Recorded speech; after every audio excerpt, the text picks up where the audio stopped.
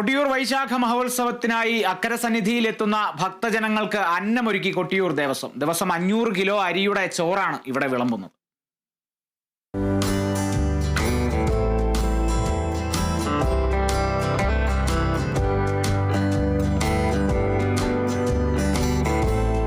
കൊട്ടിയൂർ വൈശാഖ മഹോത്സവത്തിന് അക്കരെ സന്നിധാനത്തെത്തുന്ന ഭക്തജനങ്ങൾക്ക് ആശ്വാസമാണ് കൊട്ടിയൂർ ദേവസ്വത്തിന്റെ അന്നദാനം. ദിനംപ്രതി ക്ഷേത്രത്തിലെത്തുന്ന 5000-ലധികം പേർക്കാണ് ദേവസ്വം അന്നദാനം ഒരുക്കുന്നത്. വൈശാഖ മഹോത്സവം ആരംഭിച്ചതു മുതൽ എല്ലാ ദിവസവും ഉച്ചയ്ക്ക് 12 മണിയോടെ അന്നദാനം ആരംഭിക്കും. ദിവസവും 5 കിൻഡലിലധികം അരിയുടെ ചോറാണ് കയ്യാലയിൽ തയ്യാറാക്കുന്നത്. ഒപ്പം തന്നെ വിവിധ കയ്യാലകളിലും അന്നദാനത്തിനുള്ള സൗകര്യങ്ങൾ ഒരുക്കിയിട്ടുണ്ടെന്ന് Kottiyoor Devaswom executive officer K Gokul പറഞ്ഞു.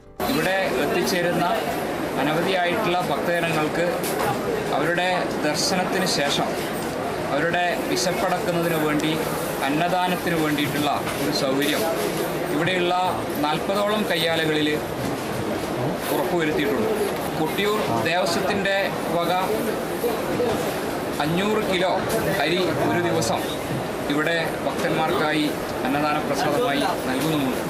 അതുകൂടാതെയാണ് വിവിധ സന്നദ്ധ സംഘടനകൾ കൊട്ടിയൂർ വൈശാഖ മഹോത്സവത്തിൻ്റെ പ്രാധാന്യം കണക്കിലെടുത്തും ഭക്തജനങ്ങൾക്കുള്ള സൗകര്യത്തിൻ്റെ ഏർപ്പെടുത്തുന്നതിൻ്റെയും ഭാഗമായി അന്നപ്രസാദം നൽകി വരുന്നത്.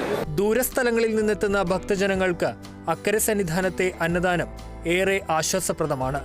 Kerala Vision News, Kannur.